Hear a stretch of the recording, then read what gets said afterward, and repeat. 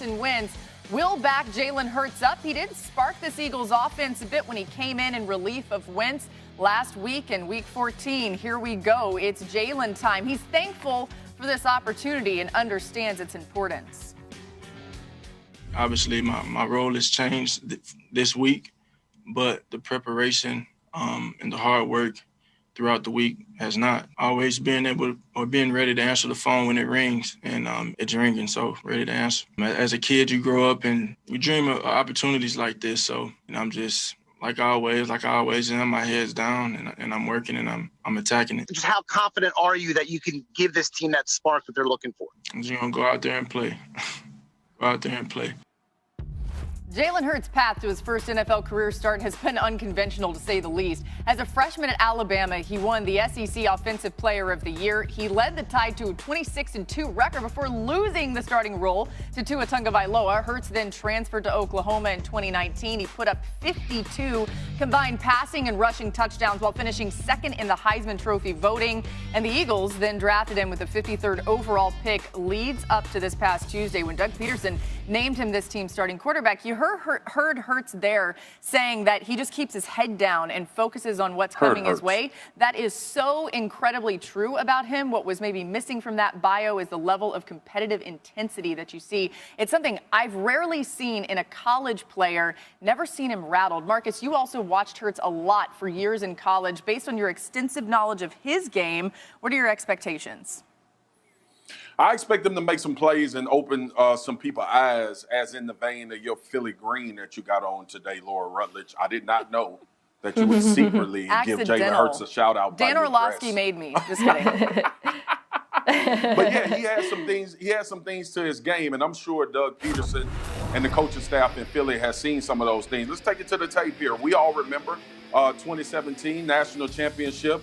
Him using his legs, that athleticism to get out. And actually, this was the go-ahead touchdown. But the guy on the other side was Deshaun Watson, who made a drive coming back. Here you see the progression from Lincoln Riley. Go and be around good coaches. Being able to throw the ball with anticipation, which was one of the things he didn't do well. And then here in the Big 12 Championship, outside of the pocket, very similar to the touchdown that he threw when he came in the game for Carson Wentz. Jalen Hurts has some things and some tools that you can work with. And if you follow his career since about 2016, you can see the progression at the quarterback spot as far as throwing the ball with anticipation. I remember sitting on the sideline so many times when he was at Alabama, and the number one thing that my guy Greg McElroy would say when I would ask him about it is, Marcus, the only issue with Jalen is he waits for people to get wide open, and that's not reality when you're playing against really good teams in college and in the NFL. So I want to see what his anticipation is like and if he's picked up that level of his game. Hey, man, I know I saw Mina today. She was tweeting with people that you shouldn't call gifts things that sound like peanut butter. But you know, one of my favorite gifts that they always put up is when Jon Snow is standing at the battle of the you-know-whats, and he takes the sleeve off his sword, and he does this, and then the herd of people is coming toward him, and all of them on horses, right? And you know Jon Snow is just finna get smashed, except for he's Jon Snow, and he can't really die, and he comes back to life, and then all this other stuff happens. But anyway, all I'm saying is that's how I feel about Jalen Hurts right now. And when I'm thinking about him going up to play against the New Orleans Saints, I think about one of my favorite movies, and that movie is Rocky IV. And I remember how happy I was the first time it came on. I was like, live in the, and you know, James Brown is singing, Apollo Creed's dancing, he's pointing at Ivan Drago, and Ivan Drago was just like sweating and mean as hell. And then he didn't just beat Apollo, he killed him. He killed Apollo Creed, and after he killed him, he said, if he dies, he dies. And then Rock Lips, but that's, I'm just going on a tangent here, but that's how I feel about Jalen Hurts right now. And so we look at Jalen Hurts, he's in a win-win situation. I don't expect him to do well. I know the Philadelphia Eagles and Doug Peterson, they want to go back to Carson Wentz. Carson Wentz is their guy. Carson Wentz is their dude. He's got stuff deposited in their emotional bank account. He got real money deposited in their bank accounts. They need him to play. And so I think if Jalen Hurts goes out and he does well and he shows well, he gives himself an opportunity to start again next week. Because Doug Peterson said this was a decision for the week. But the way I see it, they want to go back to Carson Wentz. They don't expect much from Jalen Hurts. He's playing with house money. Kid, go out there and have fun. Use your legs, use your arms, and play ball and be who you've always been. Because if it don't work, you ain't no worse off than you were 2 weeks ago. You guys might have noticed over the last 2 minutes, the lights in my room were flickering, and at one point I looked like a ghost. That, I have to imagine, is how Jalen Hurts looked when he looked at the schedule and saw he was playing the Saints this week, like just completely terrified. The thing is, no one should have expectations out of Jalen Hurts this week. The Saints have destroyed Matt Ryan twice. The odds are stacked against him. In my mind, all of the pressure this week is on Doug Peterson. It's his job, frankly, that's on the line, because he's going to look across the field and he's going to see a head coach in Sean Payton who has made it work with Taysom Hill, his dual threat quarterback, who has been creative, right, with what he's done with him. I want to see an Eagles offense that has a creative rushing attack, that has some built-in keepers for Hurts, who is obviously an excellent runner. And isn't like the stale offense we've seen over the first few weeks of the season. In my mind, that's all on Doug's shoulders because he's fighting for his job at this point.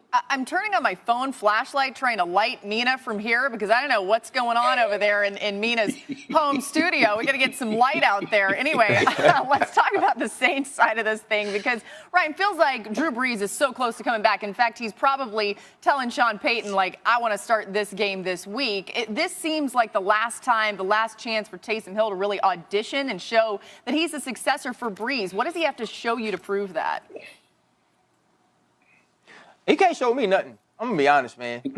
Listen, guys, I want to be that guy that's like, look, I see it. It's coming. I love this dude. Man, he can't show me. I'm going to be honest. Like, I don't know.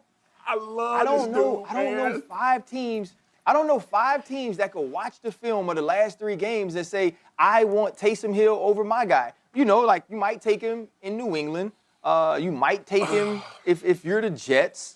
But I don't know a lot of other teams. Like, I truly do not. And people are going to talk about, we had the call today, and Greg is like, but he's completing this amount of passes and 15 to 20 yards. He's 75%. Well, guess what? He threw a ball to Oliver dropped it. He threw a ball to A.J. Terrell dropped it. He threw a ball to Ricardo Allen.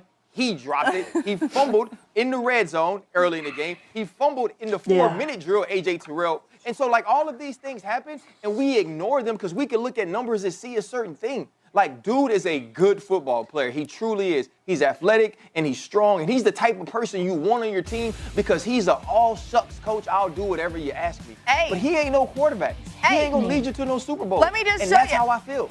Ryan, but I'm just showing you the comparison right here. I mean, the numbers kind of don't lie, guys. I know I'm stirring the pot a little bit. Marcus, why you got a paper in front of your face? Because I'm not. Drew Brees can't throw the ball deep neither. Right, then what's the difference?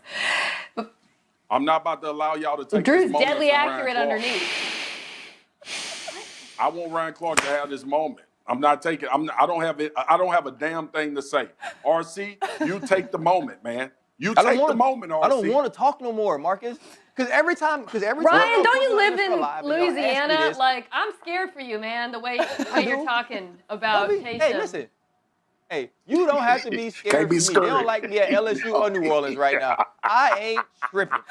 Y'all put me on here so I can talk about Taysom because y'all know that he is lovable and he's likable and he's doing an okay job. But when you watch the film, like Keyshawn Johnson, when you really Keyshawn Johnson the film, you realize that he's just okay. And that's all right. It's all right for him to be okay. But in being okay, he can't go to the Super Bowl. Like, you can't win a Super Bowl. Yes. It's okay.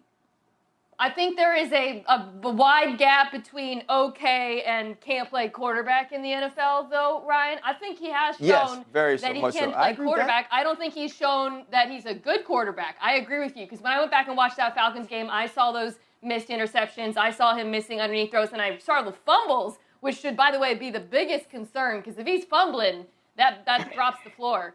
But you're right. He's just okay so far. All right. Next up, Ryan, you're going to have to talk because we're talking about one of your favorite all-time teams. We're getting to the Steelers. Let's go on NFL Live. They're 11-1, and the